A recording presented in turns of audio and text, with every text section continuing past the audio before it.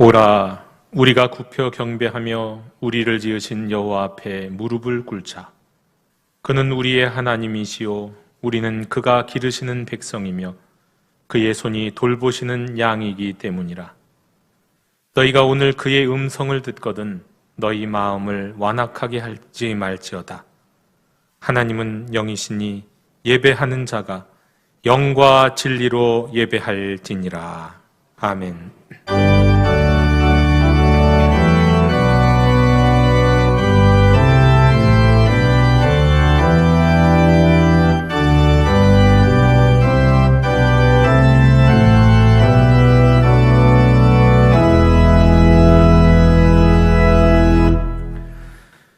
사랑과 은혜가 충만하신 하나님, 광야 같은 세상에서 허덕이며 방황하던 저희가 오늘은 거룩한 주일을 맞이하여 주님의 성전에 올라왔습니다.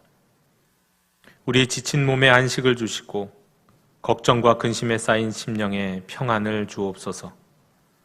말씀을 들을 때에는 우리의 귀가 열려 하나님의 음성을 듣게 하시고 찬송을 드릴 때는 기쁨으로 드리며 찬양 중에 임하시는 하나님의 영광을 보게 하옵소서. 말씀이 육신이 되어 이 땅에 오신 예수님을 기억하며 우리도 겸손한 마음으로 하나님께만 영광을 돌리게 해 주옵소서.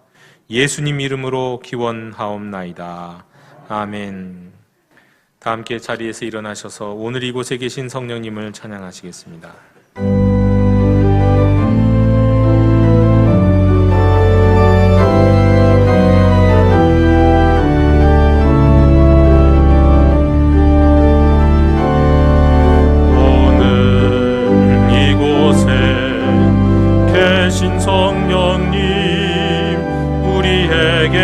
말씀하시고 우릴 가르치소서.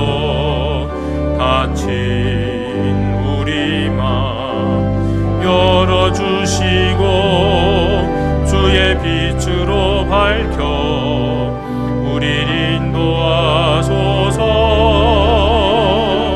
주님보다 앞서지 않고 겸손하게 주님의 말씀 기다리니 주님 손에 우릴 드립니다. 사랑으로 인도하소서.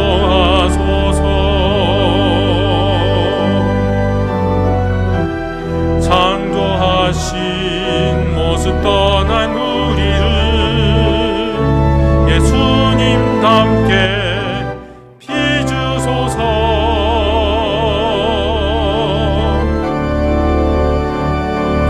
주님보다 앞서지 않고 겸손하게 주님의 말씀 기다리니 주님 손에 우릴 드립니다. 사랑으로 인도하소서. 사랑으로 말씀하소서.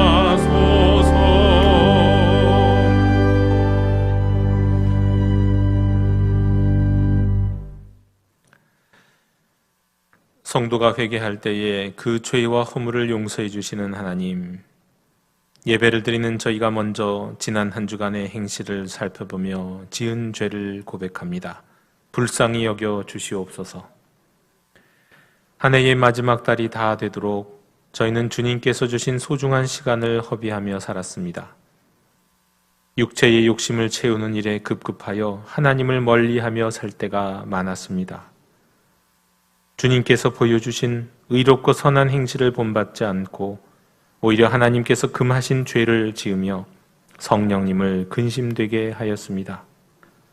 변함없이 베풀어 주시는 은혜를 올 한 해에도 넘치도록 받았건만 저희는 그 받은 은총에 감사하지도 않았고 선하고 의로운 삶으로 응답하지도 못했습니다. 주여, 연약한 저희를 용서해 주시옵소서.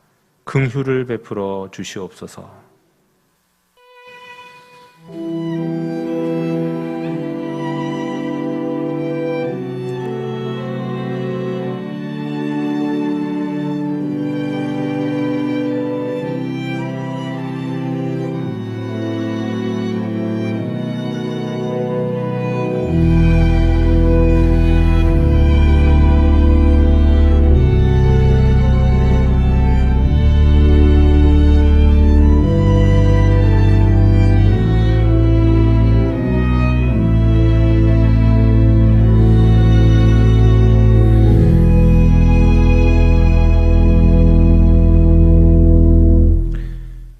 내가 내 허물을 빽빽한 구름같이 내 죄를 안개같이 없이 하였으니 너는 내게로 돌아오라. 내가 너를 구속하였음이라. 아멘. 나는 전능하신 아버지 하나님 천재 창조주를 믿습니다. 나는 그의 유일하신 아들 우리 주 예수 그리스도를 믿습니다. 그는 성령으로 잉태되어 동정녀 마리아에게서 나시고 본디오 빌라도에게 고난을 받아 십자가에 못 박혀 죽으시고 장사된 지 사흘 만에 죽은 자 가운데서 다시 살아나셨으며 하늘에 오르시어 전능하신 아버지 하나님 우편에 앉아 계시다가 거기로부터 살아있는 자와 죽은 자를 심판하러 오십니다. 나는 성령을 믿으며 거룩한 공교회와 성도의 교제와 죄를 용서받는 것과 몸의 부활과 영생을 믿습니다. 아멘. 다 함께 자리에 앉으셔서 성시교독 116번을 교독하시겠습니다.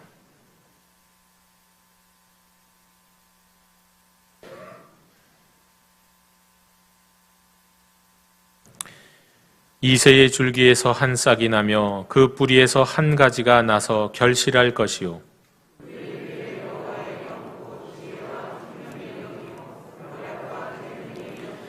지식과 여호와를 경외하는 영이 강림하시리니 그의 눈에 보이는 대로 심판하지 아니하며 그의 귀에 들리는 대로 판단하지 아니하며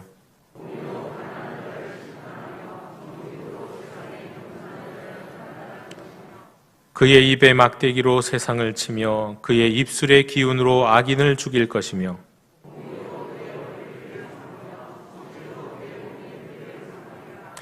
그때에 이리가 어린 양과 함께 살며 표범이 어린 염소와 함께 누우며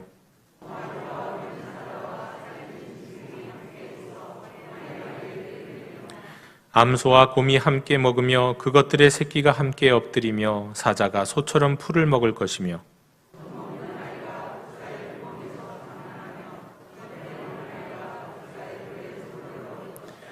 내 거룩한 산 모든 곳에서 해됨도 없고 상함도 없을 것이니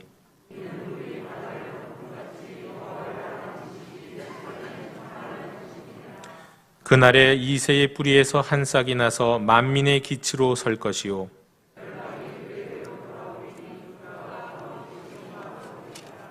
아멘.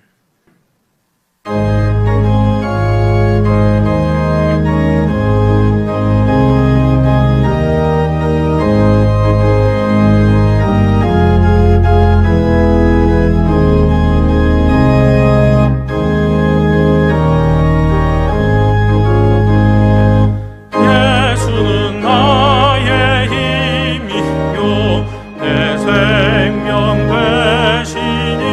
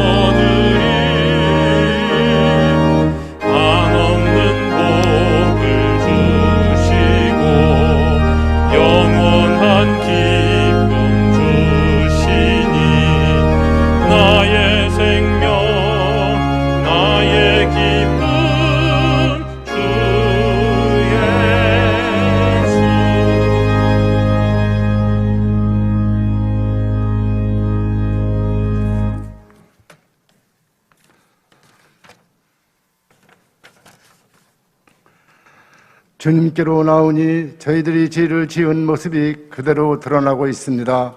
주님이 뜻대로 살겠다고 기도하고 예배당을 떠났으나 살아온 발자 죄는 죄의 걸음이었습니다. 교만한 자의 무릎을 꿇게 하시고 강팍했던 마음은 녹아지게 하옵소서. 예배를 마치는 시간까지 오직 성령님만이 임재하시기를 원합니다. 주님을 영화롭게 해드리며 살지 못했던 행실을 고백합니다. 빛과 소금으로서의 삶의 사명을 감당하지 못하였고 옛사람이 욕심을 버리지 못하여 죄를 지었습니다. 자신을 남들에게 비교해서 그 욕심에 모든 것을 내주었던 어리석은 행동들을 용서해 주시옵소서. 오늘 이후로 하나님을 예배하는 삶에 최선을 다하게 하시옵소서. 깨우쳐 주시는 말씀으로 새 보온을 받게 하시고 종일 묵상하는 저희들이 되게 하시옵소서. 하나님 말씀에 대해서 아멘으로 받고 순종하려는 감격으로 가슴이 뜨거워지게 하시옵소서. 겸손히 주님이 말씀을 이루어드리는 아멘의 생활로 인도해 주시옵소서. 하나님께서 사랑하시는 우리나라, 이 땅에 여호와의 인자심이 강물처럼 흘러 남과 북이 분단의 고충을 겪고 있는 민족을 위로해 주시옵소서. 북한에는 우상화 정책으로 이미 없어진 예배당이 다시 세워지게 하시옵소서. 한 민족의 한 형제가 손을 잡고 하나님을 경외하는 그날을 보게 해 주시옵소서. 성탄절을 기다리는 심령에 만족할 말씀을 전하실 목사님에게 영령을 더하시기 원합니다. 하나님이 대변자로서 생명력 넘치는 살아있는 말씀으로 저희들을 감동케 하시옵소서. 할렐루야 찬양들을 축복합니다. 저들이 찬양으로 더욱 영광을 받으시고 이 자리는 은혜로 가득하게 하여 주시옵소서. 예배의 순서를 성령님께서 친히 주장해 주시며 예배를 위하여 봉사하는 성결을 받으시옵소서. 목사님께서 전해주실 하나님 말씀에 기름을 부어 주시옵소서. 우리 교회 12월 기도 제목을 하나님께 간구합니다. 한 해의 마지막을 주의 은혜로 잘 마무리하게 하시고 새로운 해를 기도하면서 소망 가운데 맞이하는 주의 자녀들이 되게 하옵소서. 모든 성도의 삶에 예배가 회복되게 하시고 무의기에 힘쓰며 각자에게 주신 직분과 소명을 성실히 감당하도록 권능의 팔로 붙들어 주옵소서. 교회의 한 해 남은 사역 가운데 함께 하시고 새로운 해는 교회의 모든 사역에 하나님의 크신 능력이 임하시며 어려운 상황에도 교회가 올곧게 세워져 가도록 인도하옵소서. 일상의 회복을 통해 국가와 경제, 사회가 안정되게 하시고 빈부격차가 해소되고 모든 국민이 서로 화합하며 함께 대내의 어려움을 잘 이겨나가게 하소서. 영도교회의 부흥을 소원하며 간구합니다. 사랑하는 권속들에게 우리 교회가 부흥해야 한다는 거룩한 사명에 도전하게 하셨음을 출고합니다. 이에 세상을 향해서 주님의 복음을 전하고 우리 교회의 새로운 지차가 되도록 인도하는 것에 집중하게 하시옵소서. 온 교우들의 일을 기뻐하며 우리 교회가 부흥을 이루게 하시옵소서. 메시아로 오신 예수 그리스도 이름으로 기도합니다. 아멘.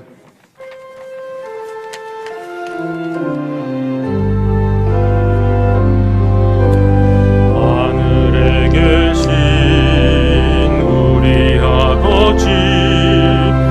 아버지의 이름을 거룩하게 하시며 아버지의 나라가 오게 하시며 아버지 뜻이 땅에서와 같이 땅에서 이루어지게 하소서. 오늘 우리에게 일용할 양식을 주시고 우리가 우리에게 잘못한 사람을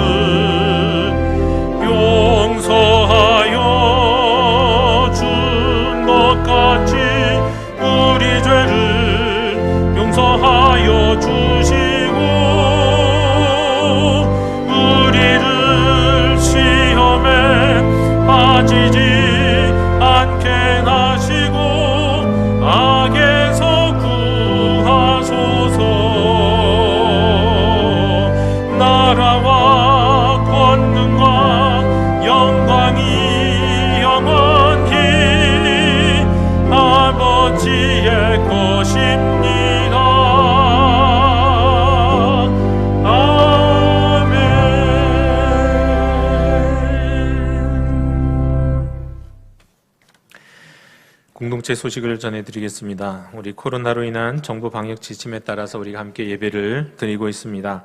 근데 여러분 뉴스 소식을 많이 들으셔서 걱정도 되고 그러실 텐데요. 또 어쩌면 여러 가지 또 변화들이 있을지도 모르겠다는 생각도 듭니다. 근데 그런 과정 속에서 우리 어른들보다도 특별히 우리 교회 학교 예배가 흔들리지 않기를 원합니다. 우리 자녀들이 예배당에 나오는 거 자기 의지로만 나올 수 있는 것 아니거든요. 부모님의 허락도 있어야 되고 모든 상황들이 만들어져야 되는데 우리 아이들이 주일 예배, 교회에서 드리는 그 예배 기뻐하고 그 예배 자리를 회복할 수 있도록 그 자리를 지킬 수 있도록 여러분 기도해 주셨으면 좋겠습니다. 오늘 3부의 예배 후에 당회에 있습니다.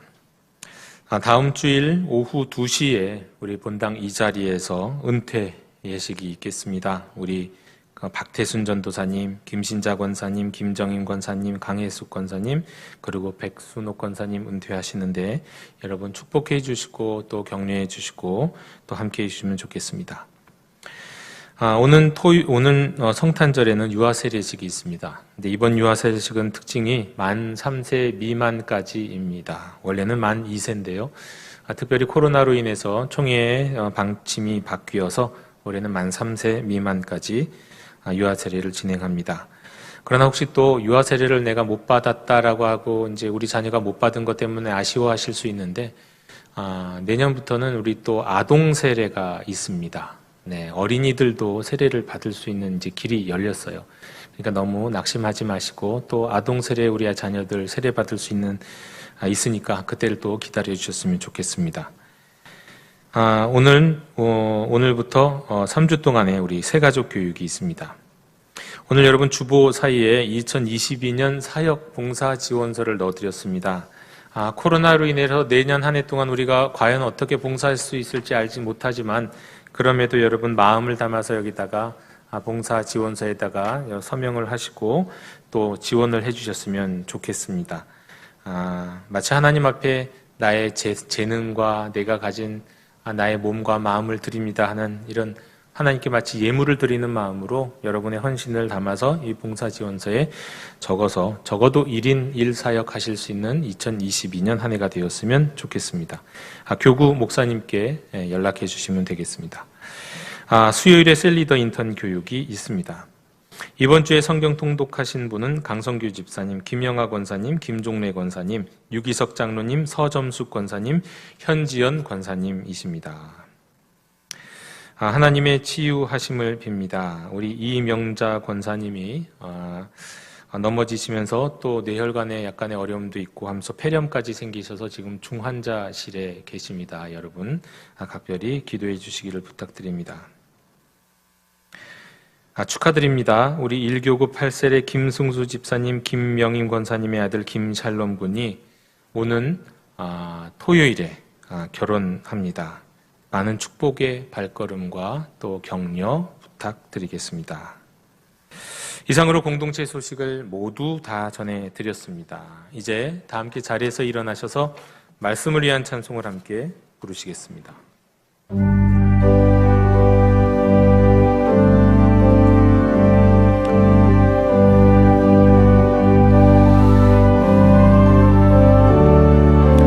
말씀하소서 여호와여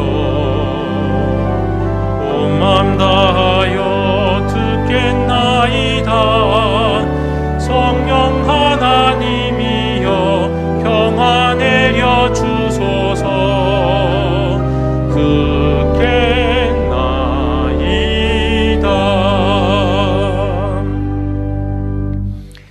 오늘 우리에게 주신 하나님의 말씀은 빌립보서 1장 3절로 11절의 말씀입니다. 하나님의 말씀을 경청하십시오.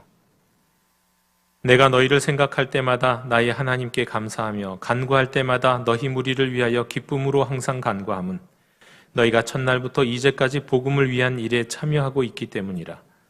너희 안에서 착한 일을 시작하신 이가 그리스도 예수의 날까지 이루실 줄을 우리는 확신하노라. 내가 너희 무리를 위하여 이와 같이 생각하는 것이 마땅하니 이는 너희가 내 마음에 있음이며 나의 매임과 복음을 변명함과 확정함에 너희가 다 나와 함께 은혜에 참여한 자가 됨이라. 내가 예수 그리스도의 심장으로 너희 무리를 얼마나 사모하는지 하나님이 내 증인이시니라. 내가 기도하노라. 너희 사랑을 지식과 모든 총명으로 점점 더 풍성하게 하사 너희로 지극히 선한 것을 분별하며 또 진실하여 허물 없이 그리스도의 날까지 이르고 예수 그리스도로 말미암아 의의 열매가 가득하여 하나님의 영광과 찬송이 되기를 원하노라. 아멘. 자리에 앉으시겠습니다.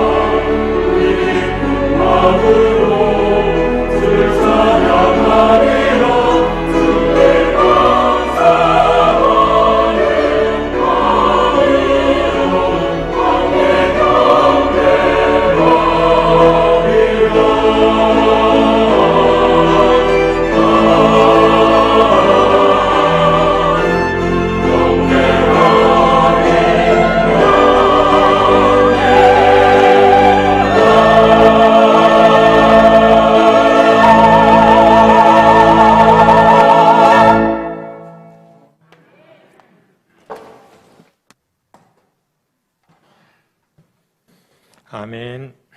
우리 평화 인사를 나누시겠습니다. 주님의 평화를 빕니다. 주님.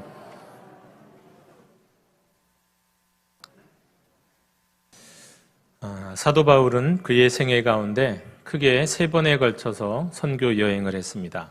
말이 여행이지 뭐 가이드가 있는 것도 아니고 또 뭔가를 즐기면서 다닌 것이 아니라 가는 곳마다 짧게 또는 길게 직접 자기의 생계를 책임지면서 복음을 전하고 또 핍박을 당하는 아주 고초가 심한 여행이었습니다.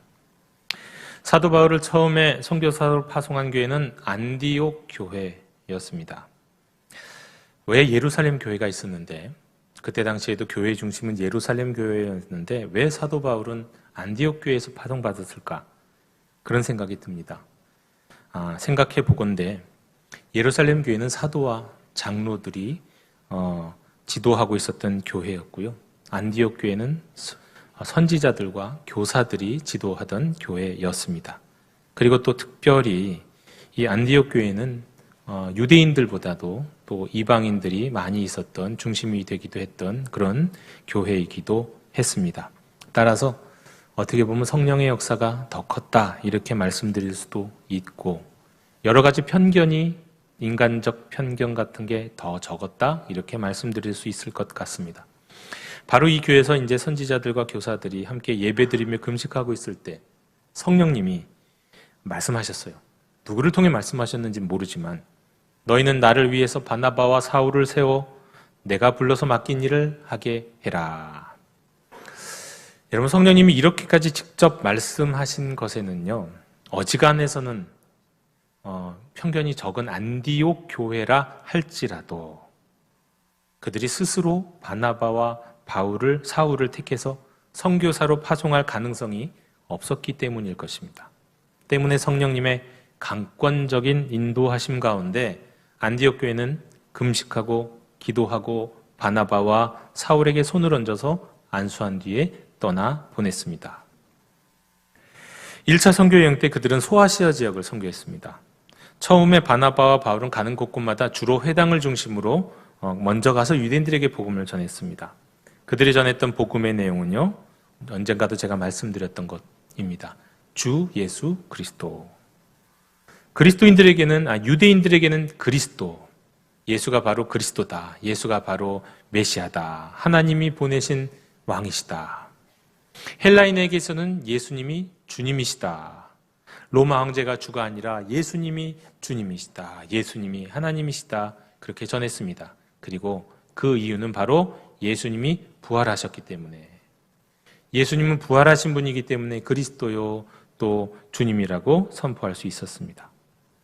이렇게 복음이 전파될 때 여러 가지 일들이 일어났습니다. 먼저는 복음을 통해서 예수님을 영접하는 사람들이 생기는 반면에 그 반면에 또 시기하는 특별히 유대인들이 많았습니다. 이들이 이렇게 시기했던 이유는요. 유대인들이 가지고 있는 특권의식을 건드렸기 때문이었습니다. 유대인이 되지 않아도 하나님의 백성이 되는 길이 있다고 사도 바울이 이야기하는 것 같았거든요. 맞습니다. 다만 예수님을 믿고 그분의 가르침을 따르는 거면 충분했습니다. 그러므로 꼭 유대인이 될 필요가 없고 율법을, 절기를 지킬 필요가 없고 그들의 먹는 습관들을 따를 필요도 없었고 할 일을 할 필요도 없었죠. 오히려 이런 것들이 유대인들의 분노를 자아냈어요. 그들이 자랑스러워하는 특권을 무시하는 것 같았거든요. 자, 이런 모습은 교회 안에서도 일어났습니다. 유대계 그리스도인들의 생각들을 건드렸죠. 이로 인해서 예루살렘에서 교회 회의가 열렸는데요. 이 예루살렘 교회 회의에서 이런 사실이 이제 마지막으로 최종적으로 확인됐습니다. 예수님의 백성이 되는 조건은 이스라엘의 민족적 정체성을 규정하는 토라, 그 율법을 따르는 게 아니라 오직 예수님을 믿고 그분의 가르침을 따르면 된다. 이게 예루살렘 공의회, 예루살렘 교회 회의를 통해서 결정이 됐어요. 다만 유대인 그리스도인들, 그들이 시험 들지 않도록 하기 위해서 특별히 우상과 음행과 목매어 죽인 것과 피는 멀리하자. 말하자면 그것이 규정이었어요. 1차 선교여행을 통해서 바나바와 바울은 이런 모든 과정을 함께 했었습니다. 자, 1차 선교여행이 끝나고 이제 2차 선교여행이 시작됩니다. 그런데 2차 선교여행의 출발은 인간적으로 볼 때 아름답지 못했어요. 안디옥에서 함께 파송받았고 1차 선교여행을 함께 했던 바울과 바나바가 갈라선 거예요. 그들 사이에 분열이 일어났던 겁니다. 겉으로 드러났던 이유는 그겁니다. 마가라고 하는 요한을 데리고 갈 것이냐 말 것이냐.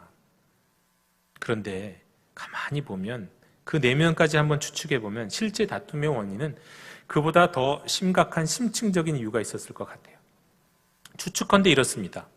바울과 바나바는 아마도 이 신학적 견해가 매우 달랐었던 것 같아요. 그 한 예로 갈라디아에서에 따르면 안디옥에서 이제 유대계 그리스도인과 이방계 그리스도인, 유대인과 이방인이 함께 음식을 먹으며 교제하는 문제. 아니, 그리스도인인데도 불구하고 유대인들 입장에서는 이방인과 함께 먹으면 그걸 부정한 것이라고 생각하는 이들이 있었기 때문에 이 문제 때문에 논쟁이 있었는데, 이런 상황에서 두 사람의 견해가 좁혀지지 않았던 것 같아요. 바울은 그때 당시에는 굉장히 진보적인 사람이었습니다.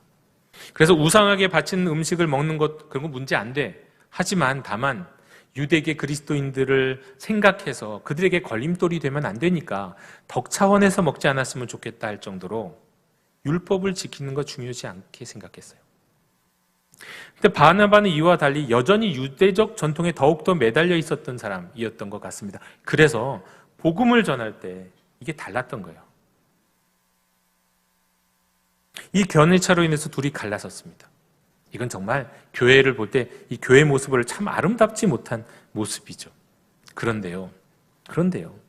사실 이것 때문에 사도 바울은 이방인 선교를 해 나가는 데 있어서 더욱더 자유로울 수 있었어요.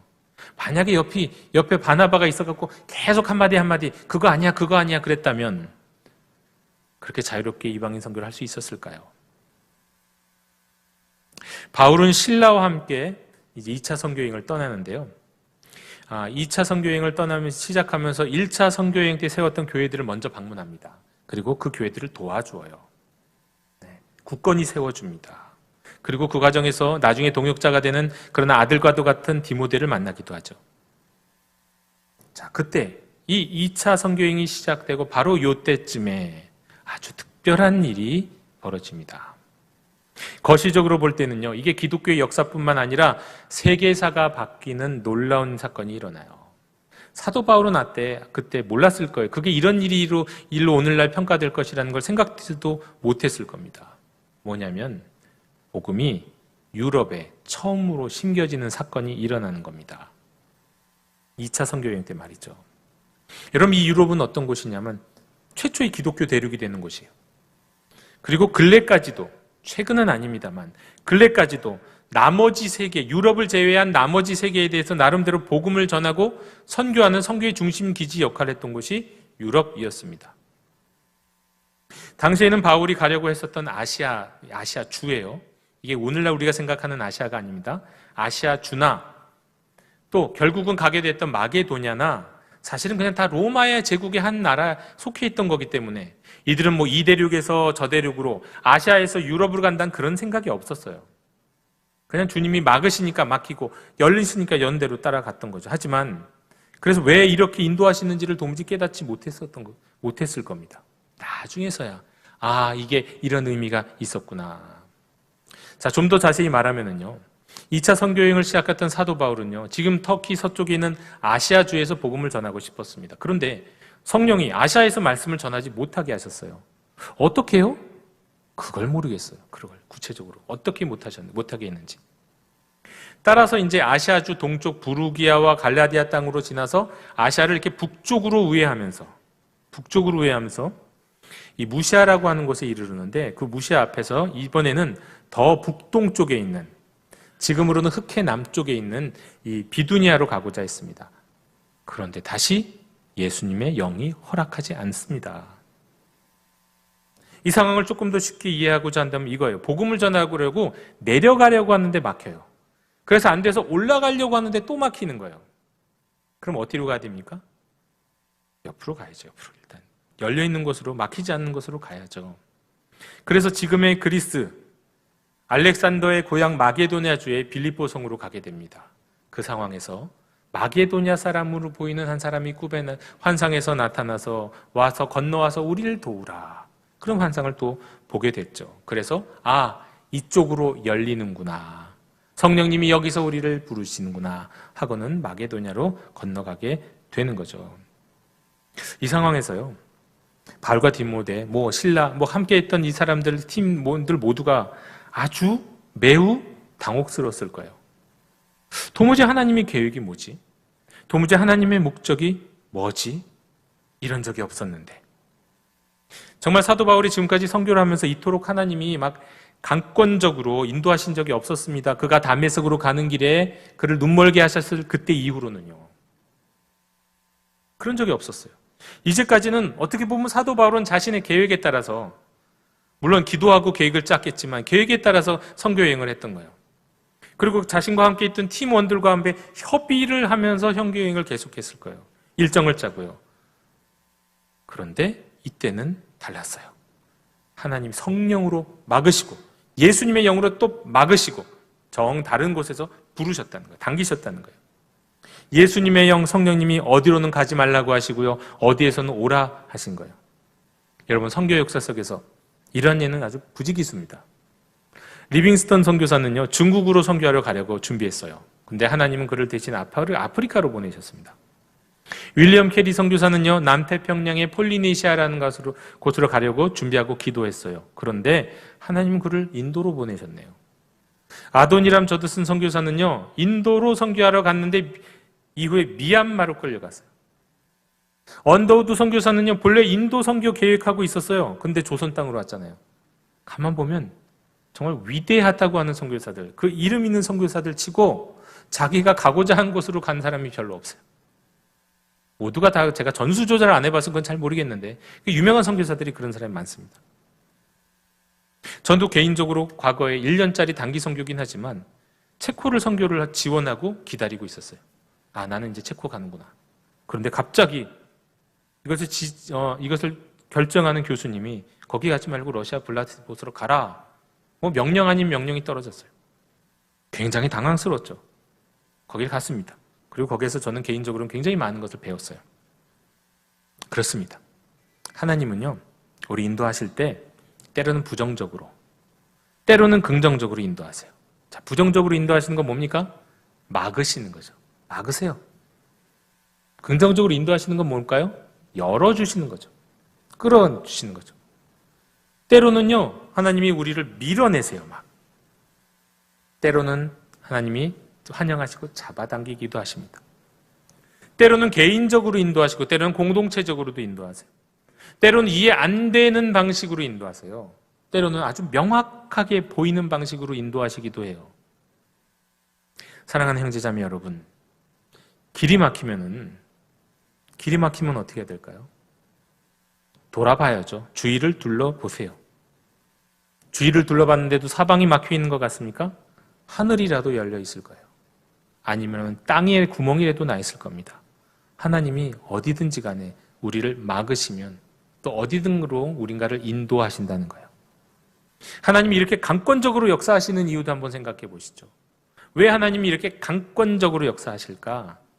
어려운 방향으로, 여러분, 어려운 방향으로 인도하실 때는, 좀처럼 나아가기 어려운 방향으로 인도하실 때는요, 가만 놔두면 웬만해서 그 길로 안 갈 것 같으니까 강권적으로 인도하시는 거예요. 그럴 때 어떤 상황 속에서도 주님, 우리 나의 선한 목자이시고 나를 붙드시고 나를 버리지 아니하시고 나에게 선한 길로 인도하신다는 믿음으로 주님 계신 곳을 바라보시고 이끌리시는 대로 이끌려 가시면 되는 겁니다. 자, 이렇게 사도 바울과 동역자들을 인도하셔서 그들의 발을 디디게 됐던 유럽의 첫 관문, 어디라고요? 마게도냐 땅의 빌립보라는 성이었습니다. 빌립보성. 자, 이 유럽 최초의 선교지 빌립보. 여러분, 이 빌립보에서 처음으로 예수님을 영접한 사람이 누구일까요? 사도행전에 보면 아주 잘 나와 있는데요. 그 사람은 다름 아니라 자주장사라고 하는 루디아라는 여성 사업가였습니다. 유럽에서 가장 먼저 예수님을 영접한, 유럽 땅에서 가장 먼저 영적으로 깨어난 사람이 여성이었어요. 여성. 그 루디아와 그 집이 가장 최초로 세례를 받았어요. 그 때문일까요? 유럽은 지금도 전 세계에서 남녀 평등이 가장 잘 이루어지고 여권 신장이 가장 많이 이루어진 곳이죠. 미국보다도 훨씬 더요. 그리고 영국에는 누가 있습니까? 여왕이 있죠. 독일에는요, 얼마 전까지 메르켈이라고 하는 여자 수상이 장기 집권을 했잖아요. 장기 집권. 독재자도 아니지 장기 집권을 했어요. 유럽에는 여성들이 왕, 수상, 장관, 의원 이런 건 부지기수고요. 여러분 그거 아시나요? 유럽에서 가장 중요한 나라들은요, 심지어 국방장관들이 여성이라는 거 아세요? 영국의 국방장관 여성입니다. 프랑스도 그렇고요. 독일도 그래요. 이탈리아도 그렇고 스페인도 그래요. 유럽에서 제일 강한 나라들의 국방장관은 다 여성이에요. 신기하지 않습니까? 현재 EU 집행위원장, EU를 움직이는 집행위원장도 여성이에요. 저는 그런 생각을 해요.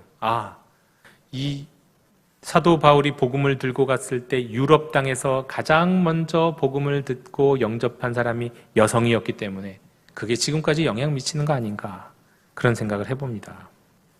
자, 사도 바울과 일행은요, 이후에 빌립보에서 점치는 귀신 들린 여종을 예수 그리스도의 이름으로 자유케 했어요. 그랬더니 그 여종의 주인들이 그를 감옥에 가두었습니다. 그들을요.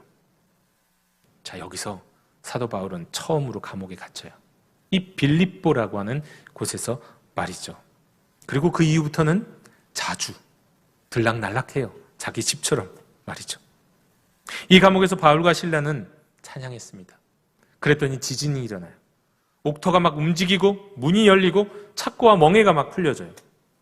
이런 데서 옥문을 지키던 사람은 자기를 하려고 했어요. 왜냐하면 자기가 지키는 죄수를 못 지키면요, 그 사람 죽어야 돼요. 그게 로마법이에요. 그 군인이. 그게 무서웠던 거예요.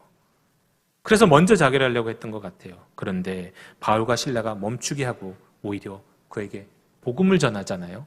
그 유명한 복음이 뭡니까? 여러분들도 다 아는 복음이에요. 주 예수를 믿으라. 그리하면 너와 내 집이 구원을 얻으리라. 이 복음을 거기서 전합니다.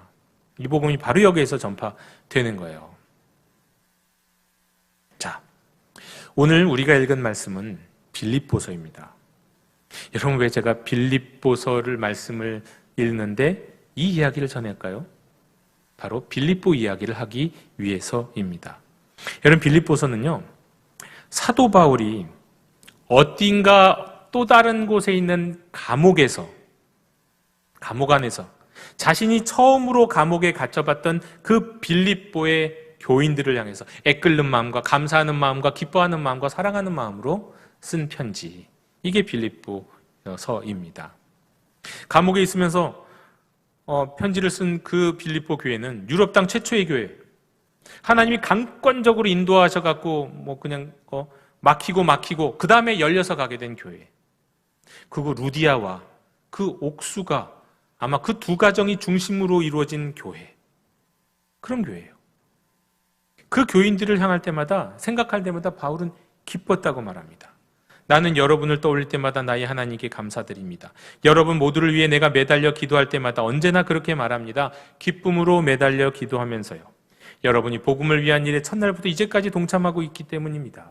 바울이 빌립보 교인들을 기뻐했던 이유는 여러 가지가 있지만요, 그 중에서도 이 한 가지가 있었는데 뭐냐면, 이 빌립보 교인들은 바울을 물질적으로 끊임없이 도왔어요. 바울만이 아니에요. 예루살렘에 가난한 교회의 성도들이 있다고 모금할 때 도왔어요. 바울이 고린도에서 사역할 때도, 에베소 감옥에 있었을 때도 사람을 보내고 선물을 보내고 돕고 도왔어요. 그러면서 사도 바울이 복음을 전하는 그 복음에 참여한 자가 되었던 거죠. 네. 자, 그리고 이 바울은 바로 이 빌립보 교인들이 이렇게 할 수 있는 게 뭐냐? 이렇게 할 수 있는 일이 뭐냐? 바로 너희 안에서 착한 일을 시작하신 분 때문이다. 이렇게 말합니다. 형제자매 여러분, 우리가 누군가를 돕는 거 있죠? 그리고 특별히 안 하던 하나님의 일을 하게 될 때, 여러분, 이거 우리가 했다고 생각하면 안 됩니다. 주님이 우리 안에서 하시는 거예요. 착한 일을 하시는 거예요. 특별히 우리가 예수님을 믿은 후에 이전의 내 모습과는 전혀 다른 모습으로, 이기적이던 내가, 늘 불안과 두려움에 떨던 내가 전혀 반대의 모습의 행동을 하게 될 때, 사랑하고 격려하고 용기 있게 행동하고 누군가를 위로하고요, 용서에 대한 말도 한 번도 못 해보던 사람이 난 잘못했어, 이런 말도 꺼내기 시작하고요, 복음을 이야기하기 시작하고, 여러분, 이런 일이요, 나의 본성, 나이가 가져간 성품과 반대되는 일을 하기 시작했을 때, 여러분, 그 일은요, 여러분 안에서 착한 일을 시작하신 주님이 하신 일이라는 것을 기억해야 됩니다. 그래서 사도 바울은 그 착한 일을 한 빌립보 교인들을 생각하면서 너무너무 기뻤다고 말합니다. 그러면서 내가 지금 너희를 위해서 이렇게 기도하고 있다 하면서 내가 기도하고 있는 기도의 내용을 밝히고 있어요. 제가 이 기도의 내용을 지난 주간에 새로 출판된 새 한글 성경으로 읽어드리도록 하겠습니다. 사도 바울은 이렇게 빌립보 교인들을 위해서 기도한다고 합니다. 나는 이렇게 기도합니다. 여러분의 사랑이 깨달아 아는 지식과 모든 면에서 꿰뚫어보는 통찰력을 더함으로써 점점 더 넘쳐나게 해주시기를 기도합니다. 그래서 여러분이 최선의 것을 가려낼 수 있기를 기도합니다. 그리하여 여러분이 그리스도님의 날에 순수하며 걸릴 것 없는 사람이 되게 해주시기를 기도합니다. 여러분이 예수 그리스도님을 통하여 얻게 되는 의의 열매를 가득 맺어서 하나님께 영광과 찬양을 돌리게 해주시기를 기도합니다. 바울은 빌립보 교회에게 감사하는 마음과 더불어서 내가 진심으로 너희를 위해서 기도하고 있다라고 하면서 내가 이렇게 기도한다는 내용을 가르쳐 주었는데요. 여러분, 이 기도의 내용 가만 보니까 빌립보 교회만 필요한 게 아니라 오늘 우리에게도 필요한 기도입니다. 바로 우리 용도교회가 필요한 기도고 바로 저와 여러분 인생 가운데 삶 가운데 필요한 기도의 제목입니다. 저는 이 바울의 기도가 우리 교회에 저와 여러분의 삶에 이루어지기를 원합니다. 일단 이 기도에서는 이렇게 기도해요. 사도 바울은 빌립보 교인들의 사랑이 많아지기를 기도해요. 사랑이 풍성해지기를 기도해요. 많아지기를, 깊어지기를. 그런데 그 사랑이 좀 달라요. 그냥 사랑이 많아진다고 하는 것이 무조건 사랑하는 게 아니에요. 여러분, 여기서의 사랑은 하얗고 순진한 사랑이 아니에요. 여기에는요, 깨달음이 있는 사랑이고요, 통찰력이 있는 사랑이에요. 하나님이 주시는 지식이 있는 사랑이에요. 여러분, 사랑은 그렇게 커가는 거예요. 사랑은 제대로 사랑하려면, 그리스도의 사랑으로 사랑하려면 하나님이 주시는 지혜가 있어야 돼요. 하나님이 주신 깨달음이 있어요. 나는 이렇게 사랑할 거야. 내 방식대로 사랑하는 게 그리스도의 사랑이 아니에요. 하나님이 가르쳐 주시는 대로, 하나님이 인도해 주시는 대로, 깨닫게 알아주시는 대로, 지식을 주시는 대로 사랑하는 사랑, 그 사랑이 중요한 사랑이고 그리스도인의 사랑은 이런 사랑이어야 돼요. 그런데 사도 바울은 빌립보 교인들이 이렇게 사랑이 많아지기를 기도합니다. 그래서 어떻게 되라는 거예요? 그 결과가 있는데 다름 아니라 그 결과는 뭐냐면, 그래서 너희가 최선의 것을 분별할 수 있도록, 영적인 분별력을 가질 수 있도록 그렇게 기도한다고 말합니다. 여러분, 영적 분별력이요, 이게 뭘까요? 옳고 그른 거 구분하는 거요? 선과 악을 구분하는 거요? 내 앞에 지금 선택의 자리가 놓여 있는데 이걸 할까 저걸 할까 구별하는 거요? 맞아요. 그것도 영적인 분별력입니다. 근데 우리는 보통 영적 분별을 하면 선과 악을 구별하는 거라고 생각하기 쉬워요. 그런데 지금 사도 바울이 빌립보 교회의 교인들을 향해서 기도하는 기도에 나와 있는 영적 분별력은 그게 아니에요. 선한 것들 가운데서 지극히 선한 것을 구별하는 거예요. 좋은 것들 가운데 더 좋은 것을 구별하는 거예요. 이런 영적 분별력을 갖기를 위해서 기도한다는 겁니다. 여러분, 선악을 구별하는 거 물론 이것도 어렵죠. 아담과 하와는 단지 선과 악을 구별하는 일에도 실패했어요. 그러나 선악을 구별하는 일은 우리가 그냥 우리의 지식과 우리의 연륜과 경험으로 쉽게 할 수 있는 것들도 많잖아요. 당연히 그런 것도 많잖아요. 그런데 정말 어려운 건, 정말 깊이가 있는 영적 분별력은요, 선한 것 가운데 더 선한 것을 분별하는 거예요. 이게 어려워요. 그런데 이게 필요하다는 거예요. 그런데 이 영적 분별력을 위해서 무엇이 필요하냐? 사랑이 필요하답니다. 하나님이 주시는 지혜와 지식으로 가득 차 있는 깨달음이 있는 사랑이요. 그 사랑이 있어야 이 깊이 있는 영적 분별력을 가진 사람이 된다는 거예요. 여러분, 사랑 없는 사람은 제대로 영적 분별을 할 수가 없어요. 사랑에서 실패한 사람은 영적 분별력이 없는 사람이에요. 하나님 주신 지혜와 사랑이 있는 사람만이 영적인 분별력이 있어요. 지금 사도 바울은 빌립보 교회가 이런 교회가 되기를, 빌립보 교인들이, 그리스도인들이 이런 그리스도인이 되기를 내가 기도하고 있다고 말씀하고 있습니다. 그런데 사실 우리가 살아가고 있는 현실은요, 정반대입니다. 우리가 살아가고 있는 현실은 무엇이 선이고 무엇이 악인가를 구분하는 거, 그거 아니에요. 많은 경우 무엇이 더 좋은 것인가 구분하는 거 더더욱 아니에요. 그럼 뭘까요? 우리가 살아가는 현실에도 맞부딪히는 거는요, 어느 것이 덜 악한가, 어느 것이 덜 나쁜가를 구별하는 일이 우리가 우리 일상 가운데 경험하는 맞부딪히는 선택의 문제입니다. 실제로 이것을 우리가 어디서 경험합니까? 저는 그럴 때가 많은 거예요. 선거할 때마다 누가 최고의 사람이냐를 꼽는 게 아니라 누가 덜 나쁜 사람일까? 누가 덜 사고 칠까? 뭐 이런 마음으로 뽑는 것 같아요. 네? 외교적인 선택을 보면 진짜 더 그래요. 우리가 어느 나라와 동맹을 맺고 어떤 나라 편을 들어줄까 가만 생각해 보면 이게 좋아서가 아니라 이게 덜 나빠서인 경우가 많아요. 국제적인 정치나 이런 거 돌아가 보면 참 그런 게 많다는 거예요. 네. 내년 선거는 어떻게 될지 모르겠네요. 자, 그렇지만 분명한 건 그래요.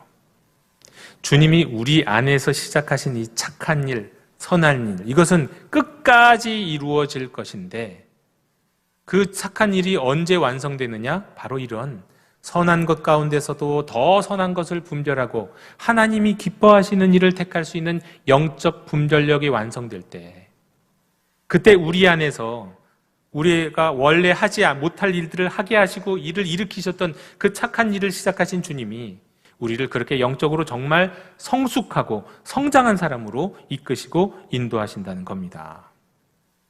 그리하여 어떤 삶을 살도록요? 하나님의 영광과 찬송이 되는 삶을 살아가도록 말이죠. 오늘 말씀 가운데서 제가 말씀드리지 않고 그냥 넘어가면 혹시 오해할 수 있을 만한 그런 얘기들을 몇 가지 드리고 오늘 말씀들을 정리하겠습니다. 먼저 아까 말씀드렸던 것처럼요, 바울과 바나바가 다툼을 통해서 헤어진 이야기요, 분열된 이야기요, 어떻게 성령의 사람들이, 어떻게 하나님의 사람들이 그 감정적인 그 골을 이기지 못하고 그냥 싸우고 갈라졌을까?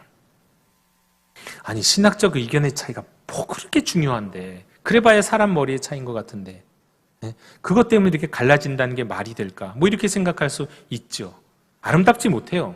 결론적으로 아름답진 못한 것 같아요. 그런데 이 헤어짐에, 이 분열에는 의미가 있는 헤어짐과 분열이에요. 일단 아까도 말씀드렸지만 사도 바울이 복음을 전할 때 이방인들에게 더욱 적극적으로 복음을 전할 수 있게 됐어요. 자유로워졌으니까.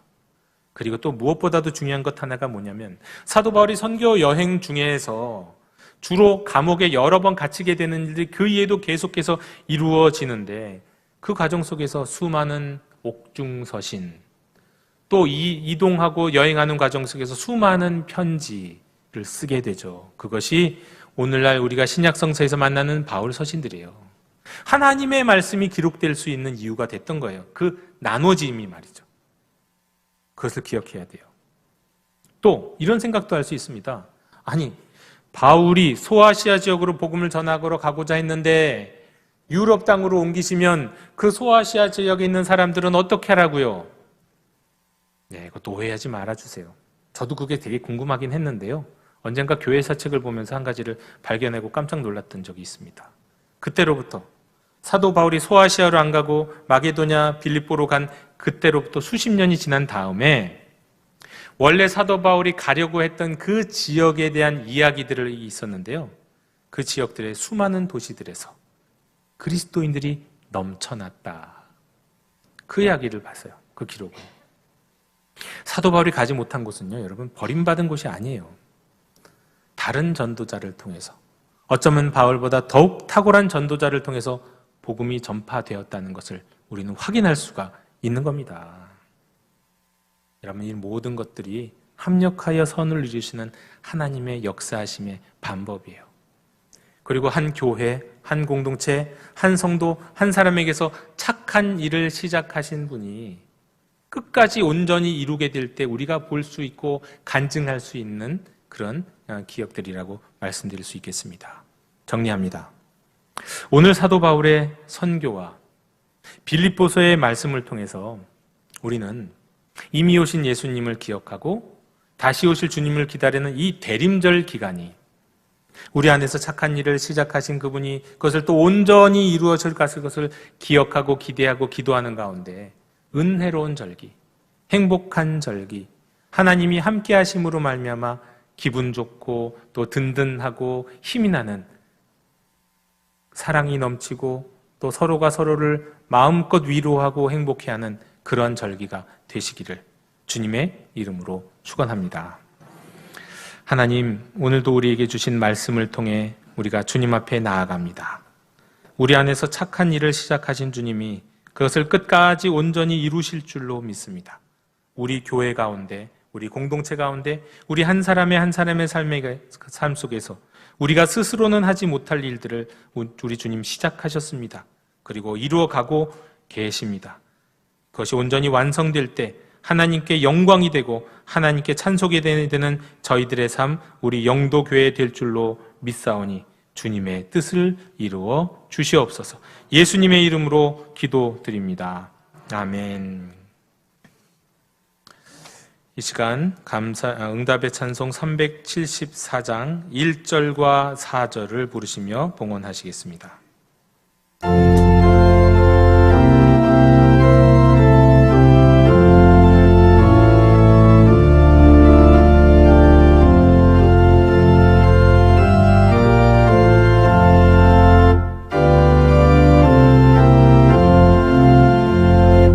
나의 믿음 약할 때에 주가 붙드네. 마귀 나를 꾀일 때에 주가 붙드네. 나를 붙드네. 나를 붙드네. 사랑하는 나의 주 나를 붙드네. 나의 영혼 약할 때에 주가 붙드네.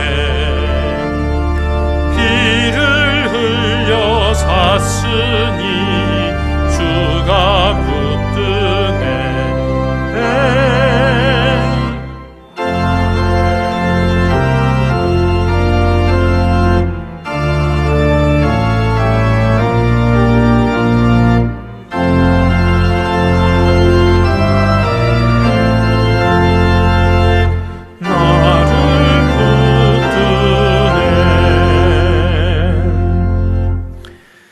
주님, 빌립보 교인들이 하나님의 복음 사역에 물질을 통해 참여했던 것처럼 저희도 주일 헌금과 10의 1조와 감사 헌금과 기타 헌금 등으로 하나님의 선교에 참여할 수 있도록 이끄시니 감사드립니다.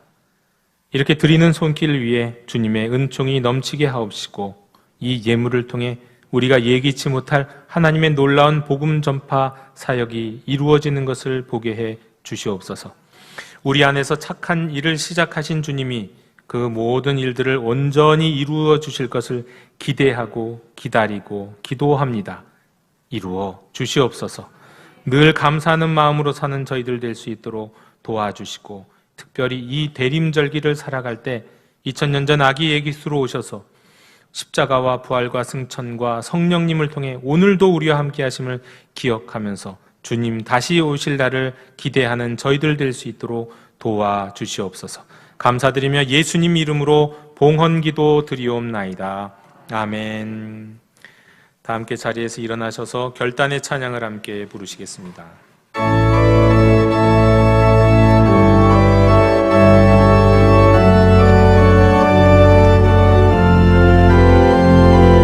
교회여 일어나라. 주께서 부르시니 두려움과 실패 내려놓고 교회여 일어나라. 교회여 일어나라. 주께서 보내시니 우릴 부르신 삶의 자리에서 교회여 일어나라. 우린 세상의 빛 하나님의 편지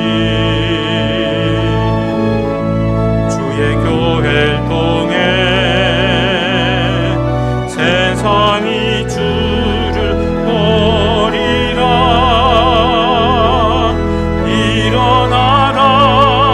아버지 사랑으로 아버지 능력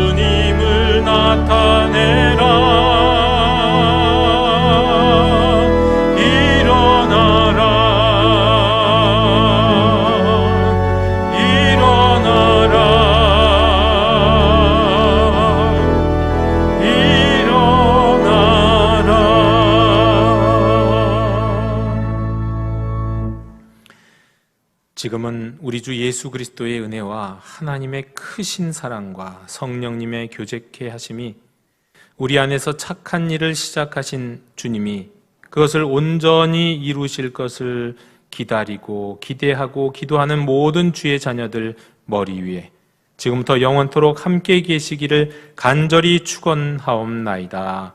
아멘.